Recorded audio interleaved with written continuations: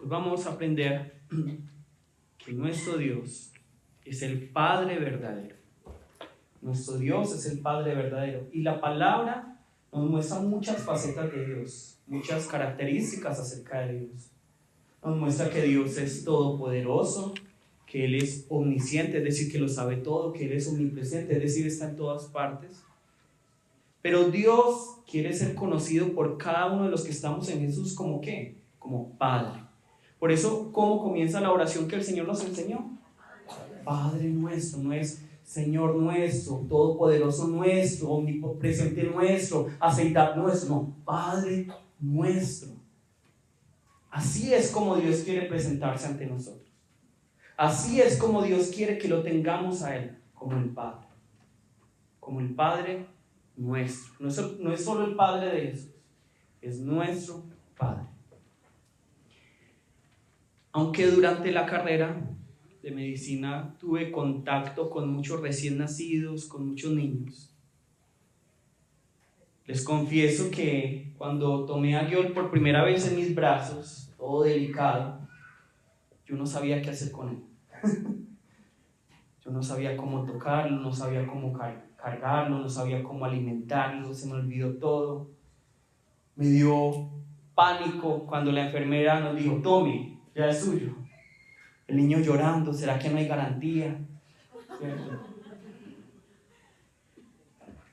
Y les confieso algo, ya yo cumplí 4 años el miércoles y quisiera decirles con orgullo que ya sé todo acerca de cómo criarlo, de cómo tratarlo, de cómo hablarle, pero la verdad es que no sé cómo hacerlo, en este momento no sé cómo hacerlo. Yo no sé cómo criar a mi hijo. ¿Por qué? Porque a la final, como yo les he dicho, todos estamos rotos. Entonces, en este momento lo único que yo quiero es que haya el menos daño colateral posible en su vida. Porque yo también estoy roto. Y quiero, y lo amo, y lo trato de criar para que sea lo menos roto posible, porque yo estoy muy roto. Y yo sé que él, en su momento, también va a estar roto. Y puedo leer todos los libros de psicología, todos los libros de crianza, pero igual él por el pecado está roto, yo también estoy roto. Y heridas y rayones nos vamos a crear los unos a los otros. Eso es lo que nos muestra la palabra y es todo lo que vivimos nosotros. Las actitudes que cada uno de ustedes ve en sus vidas es porque sus padres las crearon, pero no porque les odiaran, sino porque ellos también están rotos. Por eso yo les he dicho este ejemplo. ¿Qué es lo que más odiamos muchas veces de nuestros padres? ¿Qué es lo que más odiamos? Los rayones que nosotros vemos en ellos, pero que se parecen a nosotros. Nosotros odiamos de nuestros padres y cuando nos vemos a nosotros, vemos que lo que más odiamos es lo que somos nosotros. Lo que vemos reflejados en ellos acerca de nosotros. Entonces, como les digo, yo no sé. Y todos los días yo le digo, Señor, críalo tú. Señor, hazlo crecer tú. Porque yo no sé cuánto es mucho, cuánto es poco. Porque así somos todos los padres, creo yo. En medio de nuestra ignorancia, en medio de lo que no sabemos, tratamos de criarlos lo mejor posible. Pero tengan la certeza, ustedes, a pesar de dar lo mejor, van a crear rayones. Van a crear rayones. ¿Sí o no, adultos? Todos tenemos rayones por nuestros padres y seguramente hicieron lo mismo. Sin embargo, el Padre verdadero sabe cuándo hay que dar disciplina, cuándo hay que dar amor, cuándo hay que dar amor. El Padre verdadero sabe cuándo hay que proteger, pero también sabe cuándo hay que soltar, porque hay veces es necesario soltar para que los niños se lastimen y ellos mismos aprendan. Es importante también. Y Dios hay veces permite que nos lastimemos, permite que nos equivocamos. Él lo permite todo. Él lo permite todo. Él permite todo eso. ¿Para qué? Para que aprendamos, porque Él lo sabe todo. Él es el verdadero Padre. Y como cualquier Padre, nuestro Dios, el Padre verdadero, quiere tener comunión, ¿qué? Con nosotros. Y es por esta causa que Él nos hizo a su imagen, conforme a su semejanza. Él nos hizo verdaderamente libres. Él nos hizo perfectos. Él nos hizo como vasijas de barro. Él nos hizo como seres espirituales para que podamos tener una relación con Él, para que podamos tener comunión con Él. Sin embargo, como hemos visto durante todo ese tiempo, hay un problema, y es que cuando nosotros decidimos por nosotros mismos obedecer las palabras de la serpiente y desconfiar de la palabra de Dios, ¿qué pasa en nosotros? Nos convertimos en una distorsión de esa imagen de Dios. Nosotros morimos espiritualmente. Todos nosotros nos convertimos en vasijas rotas. Nos volvimos imperfectos. Nos volvimos esclavos del diablo, esclavos de Satanás. Y esto es lo que nos ha traído hasta aquí. Gente totalmente esclava, imperfecta, rota, que tiene una distorsión de lo que es la imagen de Dios. Eso es lo que hemos visto hasta ahora. Vamos a Lucas 15, que es lo que vamos a tratar el día de hoy.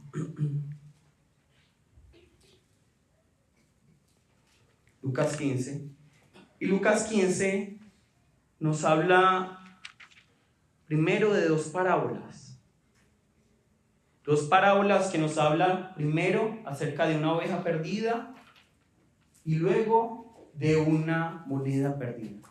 ¿Y esto es causa de qué? De ausencia de gozo. No hay gozo, hay ansiedad, hay estrés. ¿Por qué? Porque se perdió la oveja, se perdió la moneda. Pero ¿cómo concluyen estas parábolas? El pastor encuentra su oveja y la mujer encuentra su moneda. Entonces, ¿qué hay? Gozo. Hay mucho gozo, hay mucha alegría, porque lo perdido fue encontrado. Ahora, Jesús pudo haber terminado aquí con estas dos parábolas, pero como muy buen maestro que es, él remata con una de las parábolas más conocidas y más bellas, y que yo, a pesar de haberla leído miles de veces, todavía casi que me pone a llorar. Yo, preparando ese culto, decía: Señor, gracias, gracias, gracias, gracias, Señor. Y eso es lo que vamos a escudriñar el día de hoy. Ya lo hemos hecho antes, vamos a verlo desde otro punto de vista, pero es porque estamos hablando acerca del pecado, acerca del arrepentimiento, y vamos a ver qué es lo que el Señor quiere realmente para nosotros.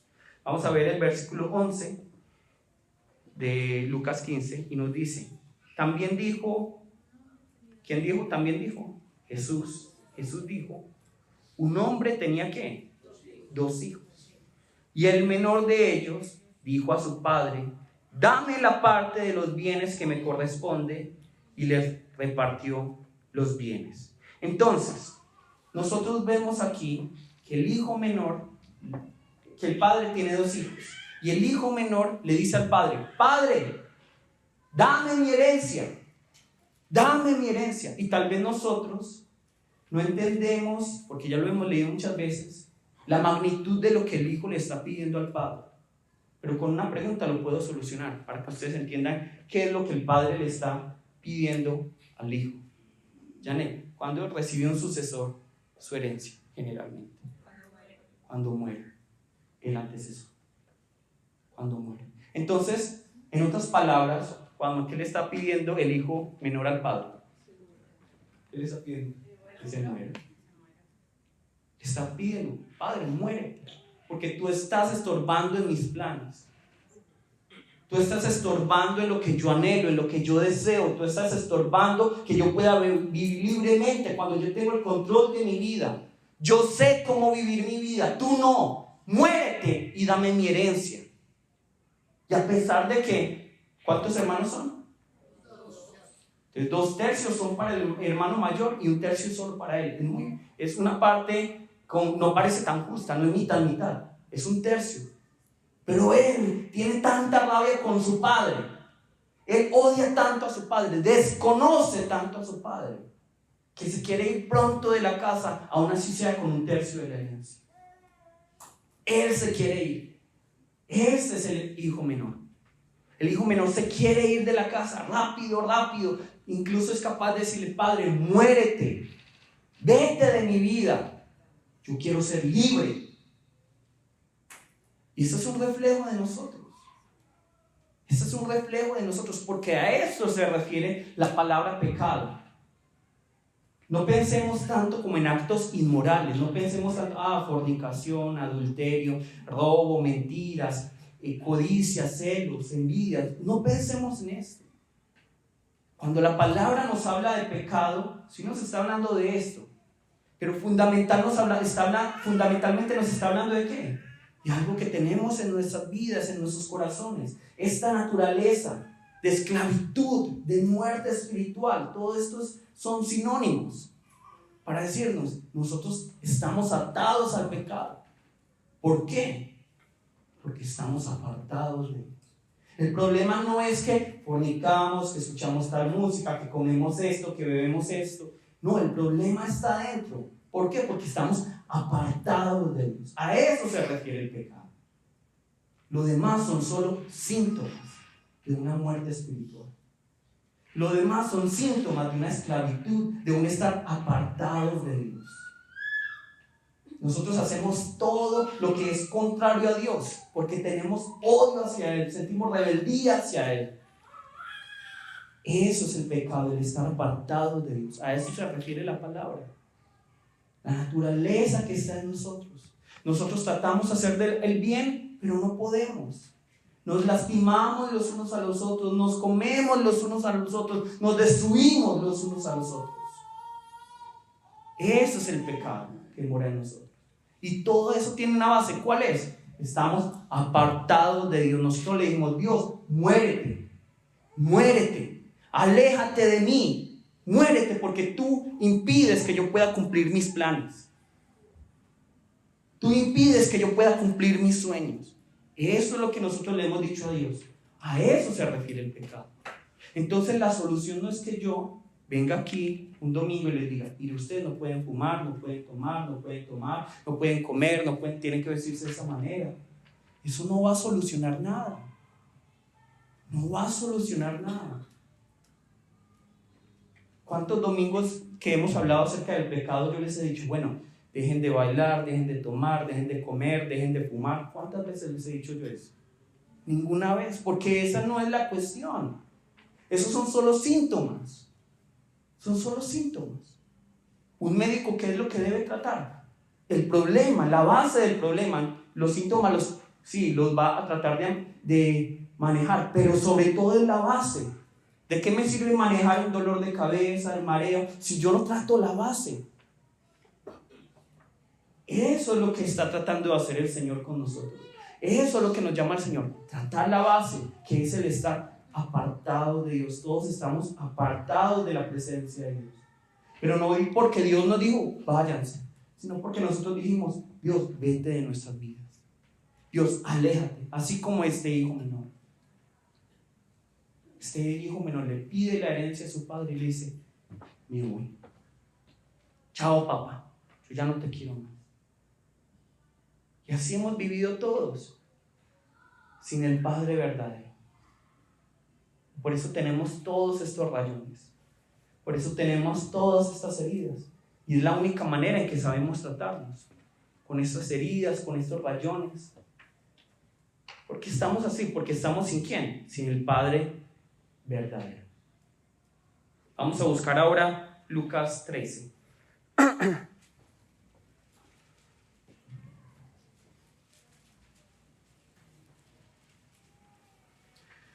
Lucas 15:13, el versículo 13 hasta el 16.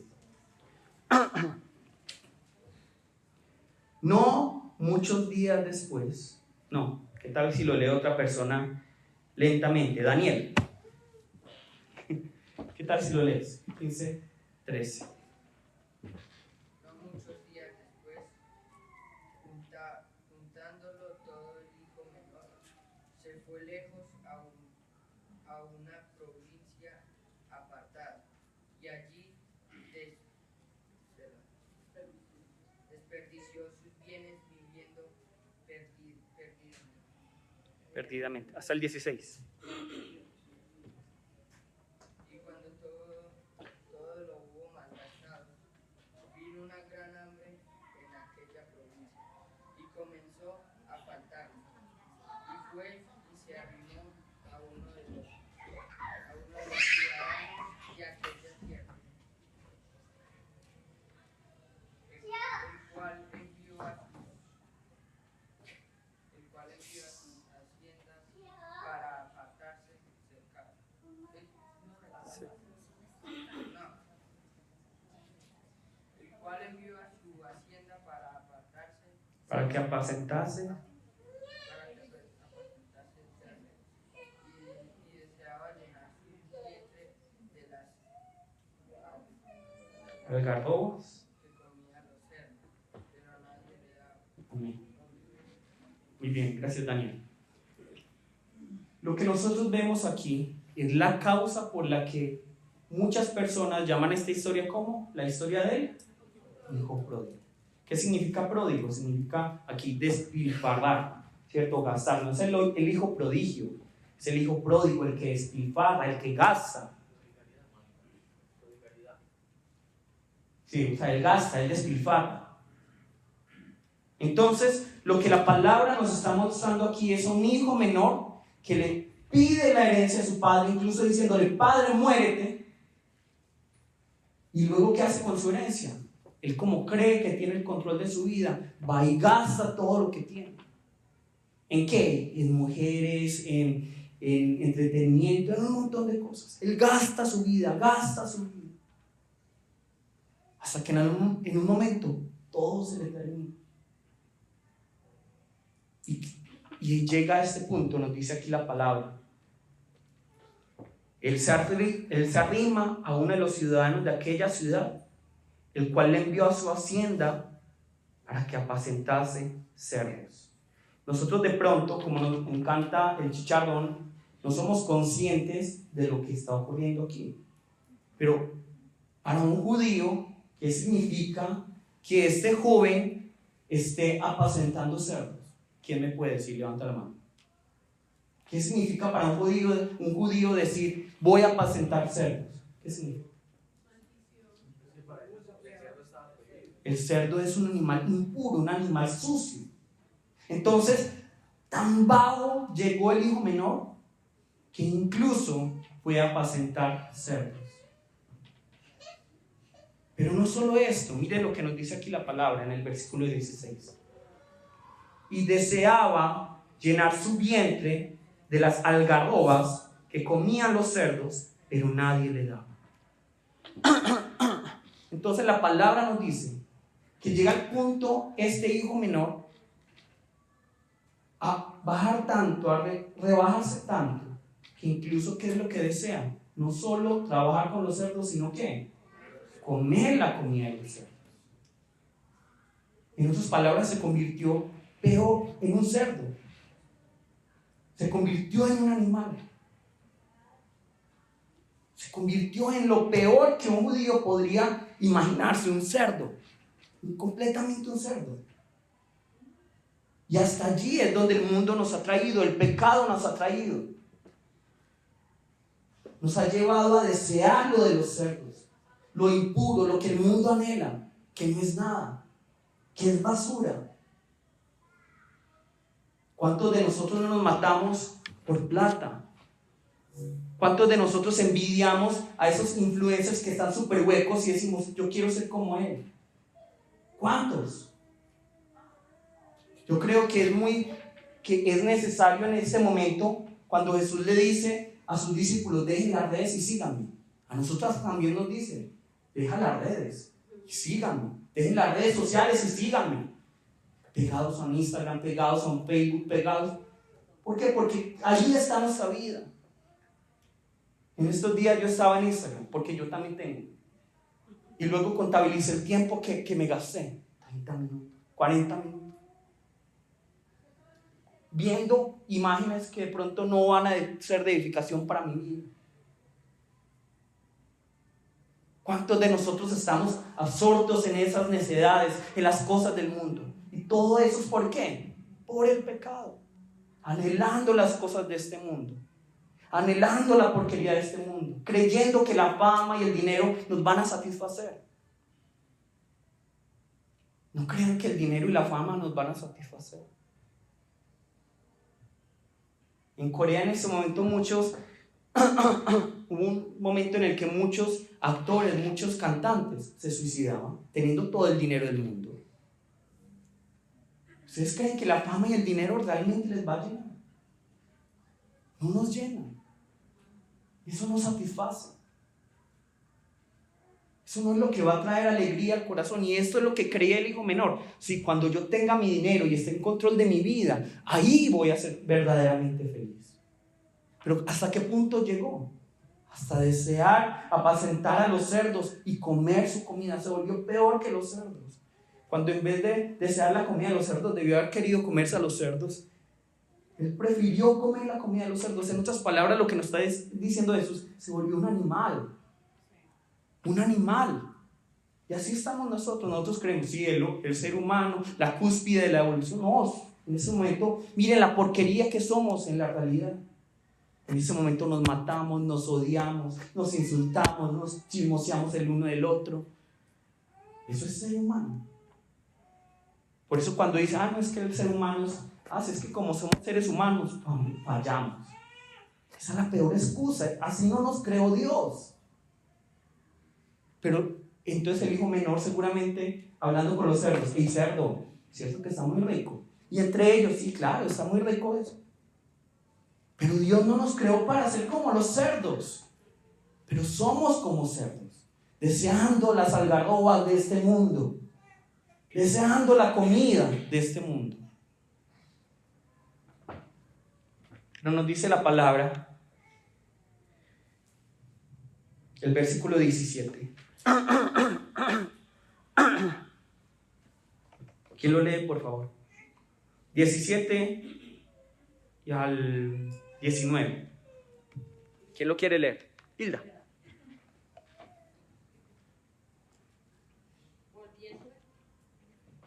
Volviendo en sí, ¿cuántos jornaleros en casa de mi padre tienen abundancia de pan y yo aquí perezco de hambre?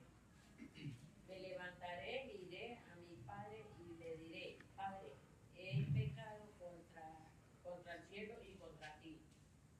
Ya no soy digno de ser llamado tu hijo. Hazme como a uno de tus jornaleros. Amén. Entonces yo les quiero preguntar, ejemplo, Liliana, ¿tú crees que este hijo menor se arrepintió en este momento? ¿Está arrepentido? Él tiene una necesidad en este momento, entonces realmente hay un arrepentimiento. Él no está arrepentido. El hijo menor aquí no está arrepentido. De hecho, ¿cómo podemos confirmar que no está arrepentido? Por la palabra jornalero. Nosotros creeríamos que él está diciendo, bueno, sé padre, por favor perdóname, yo no voy a ser como uno de tus hijos, voy a ser como uno de tus jornaleros, voy a hacerme el humilde para que tú me recibas nuevamente. No. En palabras de hoy, un jornalero, ¿qué es? Es un freelancer. Es una persona que está prestando un servicio, le pagan y luego se va a su casa. Él es independiente. Él es totalmente independiente. Aquí lo que el hijo está diciendo es, yo voy a acercarme al padre, pero por comida, no es que yo me arrepentí. Es que yo todavía quiero ser independiente, yo no necesito la gracia. Yo no necesito el abrazo de mi padre, yo no necesito del amor de mi padre, yo no quiero estar en esa casa. El hijo todavía no ha caído en cuenta, aunque ya como que más o menos. Sabe que en la casa de su padre hay comida, sabe que en la casa de su padre hay pan, pero todavía no se ha arrepentido del todo. Todavía desconoce ¿a quién? Al padre. Todavía desconoce al padre. Entonces vemos a un hijo menor, a un hijo pródigo, un hijo despilfarrador, gastón, que le dice a su padre, muérete, que va y luego se gasta todo su dinero. Y luego que incluso llega al punto de querer apacentar cerdos, comer la comida de los cerdos, volverse peor que un animal. Y todavía no entiende el corazón de su padre. Todavía no lo entiende.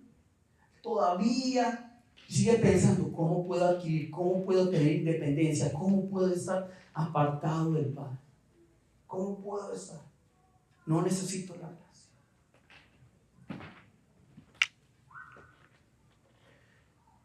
Ahora llega el momento más maravilloso de todos. Versículo 20. Y levantándose, vino a su padre, y cuando aún estaba lejos, lo vio su padre, y fue movido a misericordia, y corrió, y se echó sobre su cuello, y le besó. Entonces, ¿quién fue el que realizó la primera movida? El padre. El padre estuvo esperando a su hijo, sabiendo que si él iba a buscarlo y lo traía a la fuerza, no iba a lograr nada. Por eso es que el padre está esperando. Y por eso es que Dios está esperando. No es que Dios venga y nos fuerce. ¡Venga! No, Dios no nos fuerza. Y lo que nosotros vemos aquí es un padre esperando, anhelando que su hijo regrese. Y cuando lo ve lejos, ¿qué es lo que hace el padre? Corre hacia él, corre hacia él. Y de pronto para nosotros como occidentales, orientales modernos, no entendemos qué es lo que está pasando aquí. Pero en esa época los ancianos no podían correr, porque era deshonroso que se les vieran las piernas. Ellos tenían que correr así, pero era deshonroso que se le vieran las piernas. Pero ¿qué es lo que hace el padre? El padre dice, no me importan las reglas de este mundo, no me importa la cultura. Yo voy a correr hacia mi hijo y voy a abrazarlo y voy a besarlo. Y es lo que hace el Padre Dios, romper todo paradigma. ¿Para qué? Para abrazarnos, para tomarnos, para besarnos, para cogernos en sus brazos. Y eso es lo que nos muestra el Evangelio. En esto consiste el Evangelio. No que nosotros fuimos primero a Dios, sino que Dios corre hacia nosotros para abrazarnos, para tomarnos. ¿Ustedes creen que este hijo tomó la decisión, bueno, voy a esperar unos años, voy a reponerme un poquito, comprarme ropa, me voy a bañar? No. Él cayó, él se dio cuenta de su situación e inmediatamente fue al padre. Y el padre corre hacia él. En su situación llena de barro, todo sucio, oliendo a marrano, literalmente. ¿Y qué es lo que hace el padre? Va y lo abraza y lo besa. Aquí la palabra dice, en griego hace referencia a que le dio muchos besos, muchos besos. El padre lo abraza y le da muchos besos. Y en eso consiste el Evangelio. Que nosotros no le amamos a él primero, sino que él nos amó primero a nosotros. Él corrió primero a nosotros. Vamos a buscar Génesis 3:8.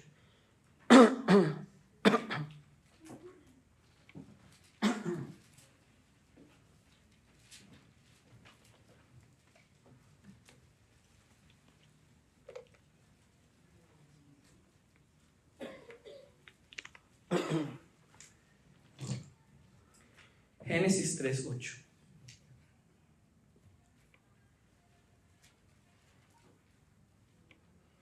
Y oyeron la voz de Jehová que se paseaba en el huerto al aire del día. Y el hombre y su mujer se escondieron de la presencia de Jehová Dios entre los árboles del huerto. Aquí, cuando Adán y Eva cometen el error de desconfiar de Dios y obedecer a la serpiente, ¿qué hace Dios? Dios lo primero que hace es bajar para acercarse al hombre, a esa Adán y esa Eva que se habían equivocado. Es Dios quien da el primer paso. Si fuera por Adán y Eva, ¿dónde estarían ellos? Todavía seguirían escondidos. Pero ¿qué es lo que hace Dios? Dios va y dice, ¿dónde estás, Adán? ¿Dónde estás, Eva? ¿Qué es lo que han hecho? ¿Qué es lo que han hecho? Y aquí vemos cuánto a Dios le importa esta relación con esta Adán y con esta Eva, a pesar de que no los necesita. A pesar de que para Él no son indispensables, Él pudo haber dicho, bueno, los destruyo y creo otros. Dios pudo haber hecho eso. Pero ¿qué es lo que hace Dios? Dios se acerca a esta Adán y esta Eva que se acaban de equivocar y les dice, ¿dónde están? ¿Qué fue lo que ocurrió? Es Dios quien da el primer paso, no nosotros. Y aquí el Padre da el primer paso. Nos dice, el Padre corrió hacia su Hijo, se echó sobre su cuello y le besó. Y aquí vemos el versículo 21. ¿Quién lee el versículo 21?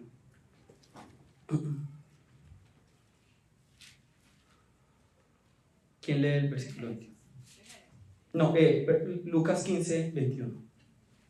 Y el hijo le dijo al padre, Padre, he pecado contra el cielo y contra ti, y ya no soy digno de ser llamado tu hijo.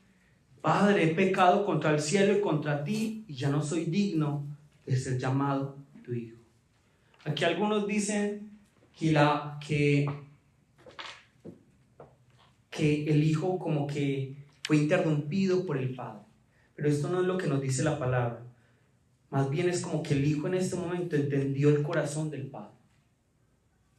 En este momento miren que el hijo ya no es capaz de decirle, Padre, bueno, hazme como uno de tus jornaleros. No, el hijo le dice, y ya no soy digno de ser llamado tu hijo. Aquí ya hay un arrepentimiento verdadero. Aquí ya hay un verdadero corazón. Padre, es que yo sí me equivoqué contra el cielo y contra ti.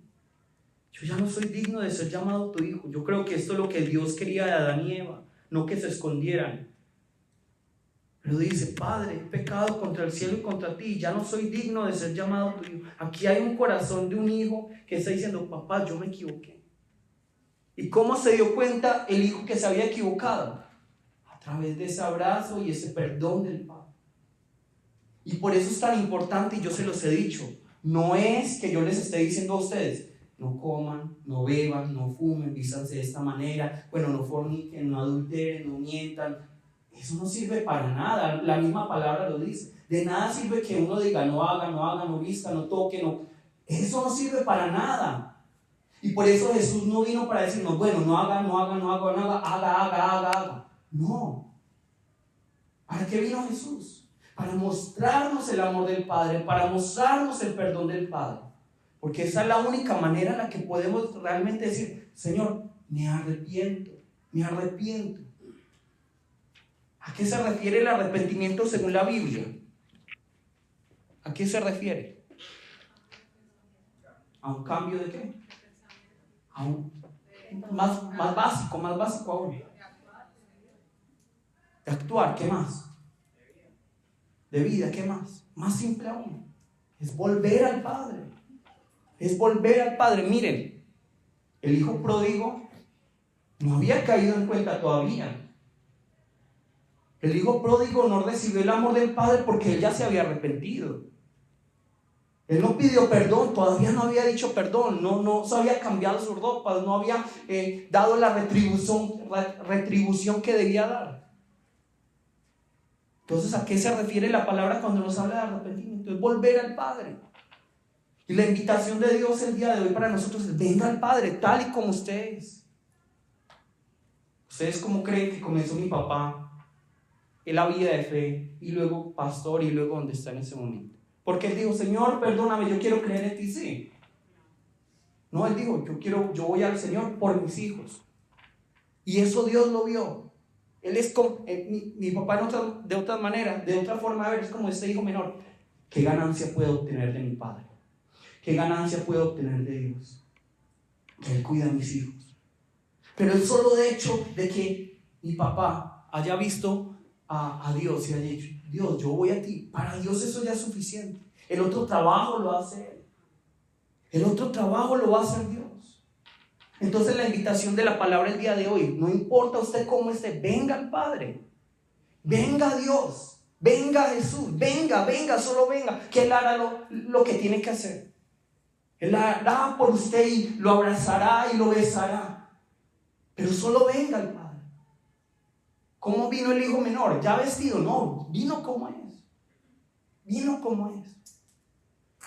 Ahora, Hay una gran equivocación en nosotros que somos tan románticos, cursis, van. Es que Dios nos ama como somos. Es que Dios nos quiere como somos. Es que Dios sabe que somos humanos. Y por eso es que Él nos recibe. ¡Mentira! ¡Mentira! Él nos recibe como somos. Sí. Él nos recibe como somos. Pero Él sabe que no estamos bien. Él sabe que no estamos bien. Por eso es que el Padre mire lo que hace. 22.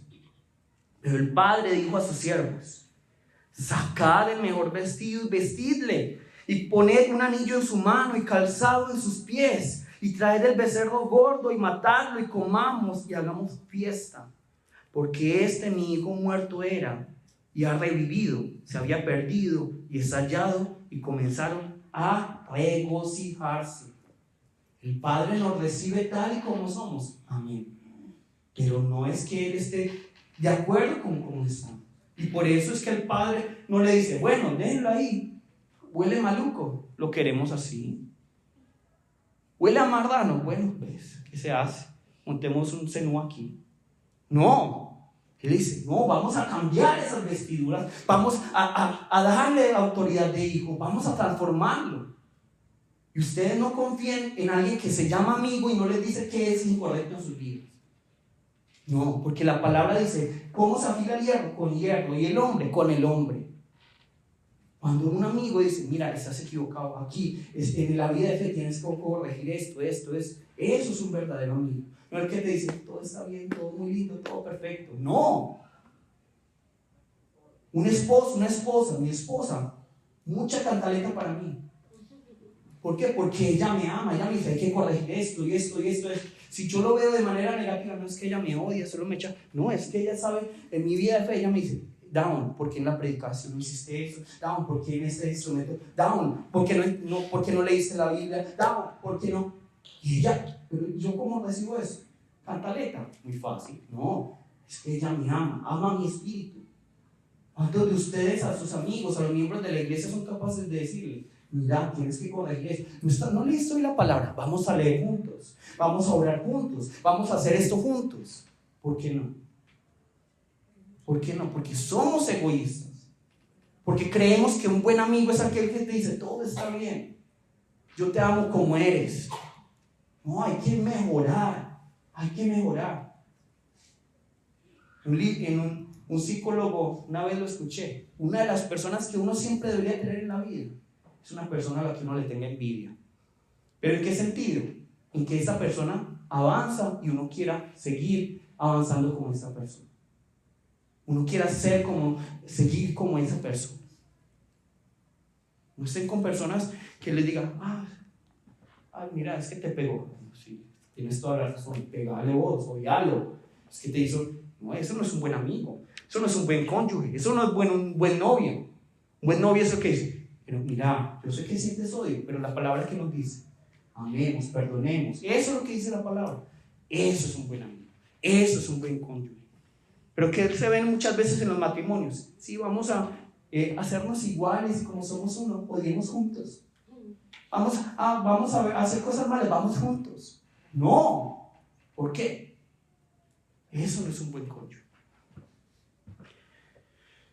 Vamos ahora a resumir esto. Un hijo menor le dice a su padre: padre, dame mi herencia, muérete. Se gasta todo ese dinero. ¿Y luego qué pasa? Él cae en sí y dice: padre, yo quiero ir a recibir pan. Pero ¿qué es lo que hace el padre? El padre no lo deja hablar todavía, lo apaga y lo abraza, le da su misericordia, lo cubre con nuevas vestiduras, le da una nueva identidad. Este es mi hijo. Y ahí goza. Y aquí digamos que hay una triada de 3 parábolas. Primero la oveja, luego la moneda y luego el hijo menor. Pero la pregunta es: ¿aquí termina la parábola? No termina aquí la parábola. Y por eso es que es una gran equivocación decir que esta historia se llama el hijo pródigo. Es una gran equivocación decir que aquí solo hay un hijo que desconoce al padre. Aquí hay 2 hijos que desconocen al padre. Pero uno está fuera de la casa y otro está dentro de la casa. Y el hijo mayor, cuando ve a su hermano siendo recibido, ¿él qué es lo que hace? ¿Se alegra? No, él se enoja grandemente. De hecho, se nota que él tiene odio por su hermano menor. Porque cuando el hijo le dijo a su padre, padre, muérete, el que debió haber intercedido era el hijo mayor. Y haber dicho, hijo menor, tú estás mal. Hay que respetar, hay que honrar a nuestro padre. Eso es lo que debió haber hecho el hermano mayor. Y vemos que están en la fiesta y el hermano mayor que no quiere entrar. Veamos aquí, versículo 21. Perdón, 25. Y su hijo mayor estaba en el campo y cuando vino y llegó cerca de la casa, oyó la música y las danzas. Y llamando a uno de los criados, le preguntó qué era aquello. Él le dijo, tu hermano ha venido y tu padre ha hecho matar el becerro gordo por haberle recibido bueno y sano. Bueno, aquí nosotros vemos algo gracioso que luego podríamos profundizar, pero realmente ¿de quién es ese becerro gordo? Del hijo mayor, porque ya se había repartido la herencia, ¿cierto? Entonces por eso es que yo creo que al hermano mayor le dio más rabia. Ese era mi becerrito gordo. 28. Entonces se enojó y no quería entrar. Salió por tanto su padre y le rogaba que entrase. Miren tan gracioso eso. Cuando uno salió, el otro se quedó. Y cuando el otro entró, ¿qué hizo el otro? Salió. 29. Mas él respondiendo dijo al padre, he aquí tantos años te sirvo, no habiéndote desobedecido jamás, y nunca me has dado ni un cabrito para gozarme con mis amigos. Pero cuando vino ¿quién? Ese, tu hijo, ni siquiera mi hermano, que has consumido tus bienes con rameras, has hecho matar para él el becerro gordo. Él le dijo, hijo, tú siempre estás conmigo y todas mis cosas son tuyas. Mas era necesario hacer fiesta y regocijarnos, porque ese tu hermano era muerto y ha revivido, se había perdido y es hallado. Amén. Entonces, ¿cuántos desconocen al Padre aquí? Dos, el hermano menor y el hermano mayor. Uno se va, se pierde. Otro cree que por su obediencia, por estar en la casa, agrada al Padre. Y aquí el primero de pronto fuimos nosotros cuando estábamos apartados del Señor. Pero el hermano mayor también podemos ser nosotros. ¿Cuántas veces nosotros por estar en la iglesia creemos, yo ya estoy con el Señor, yo estoy muy bien, yo ya me merezco el cielo, la tierra, yo ya merezco coronas, yo ya me merezco la prosperidad del Señor porque yo estoy en la casa, porque yo estoy cuidando? Pero ¿qué nos está diciendo Jesús? Jesús nos está diciendo que aquí hay dos hijos que desconocen al Padre, el hijo menor y el hijo mayor. Entonces, esta historia no se puede llamar el hijo pródigo, tampoco se puede llamar el hijo legalista. Se debería llamar ¿cómo? El padre pródigo. El padre que despilfarra, que gasta ¿qué? Amor. Que gasta amor por sus hijos. Porque lo que nosotros vemos aquí es un hijo mayor que no quiere entrar a su casa.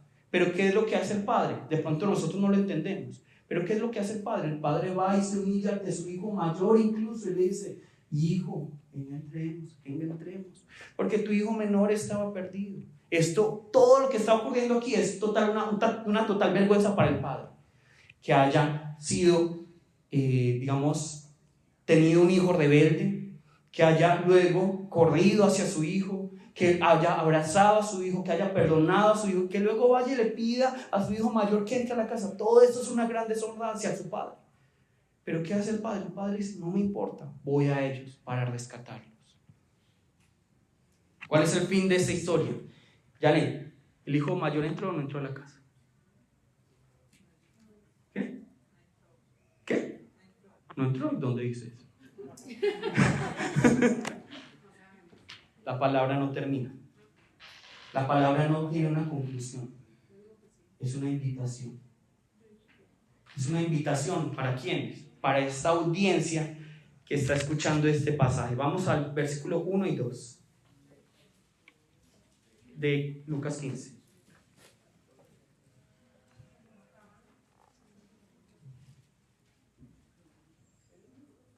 Esta es para mí mi parábola favorita, pero es porque yo a veces me siento mucho hijo menor, y a veces hijo mayor. Versículo 1 y 2. Se acercaban a Jesús todos los publicanos y pecadores. Entonces, ¿quiénes son la audiencia? Publicanos y pecadores. Pero, ¿qué nos dice el versículo 2? Y los fariseos y los escribas murmuraban diciendo: este a los pecadores recibe y con ellos come. Entonces, aquí hay dos públicos: los pecadores y los fariseos. Y nosotros siempre vemos como malos a los fariseos, pero nosotros muchas veces somos los fariseos, que dentro de la iglesia creemos que estamos bien, que estamos con el Señor, pero no permitimos que otros crezcan, que no permitimos que el Señor obre en nosotros porque creemos que ya lo hemos logrado todo. El legalismo no hace referencia al, bueno, tenemos que vivir santamente, no, creemos que eso es legalismo. No, el legalismo a lo que hace referencia es desconocer a Dios. Aquí hay dos grupos que desconocen a Dios: los publicanos, los pecadores, los fariseos y los escribas. Todos desconocen a Dios y por eso están apartados de Él y por eso tienen estos frutos en su corazón. Pero ¿qué nos dice la palabra? La palabra nos está invitando el día de hoy, y hoy sería como el último sermón acerca del pecado. Arrepintámonos y volvamos al Padre. El arrepentimiento verdadero, ¿a qué se refiere? Simplemente voy a volver al Padre. Voy a volver al Padre. Y el Padre, cuando me transforme, cuando me ame, cuando me perdone, ahí yo voy a cambiar. ¿Cuántos de ustedes han luchado contra las mentiras? Era una pregunta como... ¿Cuántos de ustedes han luchado contra la pornografía, contra el odio, contra la ira, contra la falta de perdón, contra los celos? ¿Cuántos de ustedes? Y seguramente nosotros nos acercamos a Dios con miedo, pensando, porque es lo que se nos ha enseñado: si tú no te arrepientes, te vas a ir al infierno. Sí, eso es lo que tiene: arrepentirte y pedir perdón, examínate ya, pide perdón y transfórmate. Y seguimos con miedo, ay, si yo no pido perdón y no cambio inmediatamente. Y se nos ha enseñado que el evangelio es como, si hay un Dios muy bravo, y si en ese momento no pides perdón, Dios te va a castigar y te va a destruir. ¿Pero en qué consiste el evangelio? El evangelio consiste en que nosotros no cambiamos por nuestras propias fuerzas o porque tenemos miedo al infierno. ¿Por qué cambiamos? Porque Él nos amó y nos perdonó. ¿Cuál es la clave para vencer ese amor por la pornografía, por la fornicación, por el adulterio, por las mentiras, por el robo? ¿Cuál es la clave? Experimentar ese amor, experimentar ese perdón. Esa es la clave. La clave no es, bueno, voy a buscar en internet cómo dejar las mentiras, cómo dejar de robar, cómo dejar de mentir. Mire, eso no sirve. Unos días de pronto, luego no. Pero cuando nosotros experimentamos el amor del Padre, cuando experimentamos el perdón del Padre, ahí cambian las cosas. Ahí entendemos: ¿por qué yo no fornico? ¿Yo por qué no miento? ¿Por qué no robo? ¿Por qué me arrepiento cuando odio o tengo envidia de mi hermano? ¿Por qué? Porque yo lo amo a él. No porque tengo miedo de él, sino porque yo lo amo a él. Yo no tengo miedo del infierno, sinceramente. A mí no me da miedo el infierno. Ay, ¿será que si hago esto me voy a ir al infierno? No. ¿Será que si yo hago esto se corta mi relación con él? ¿Será que si yo hago esto realmente estoy siendo congruente con el gran amor que Él me dio a mí? Así es como cambia la narrativa del evangelio.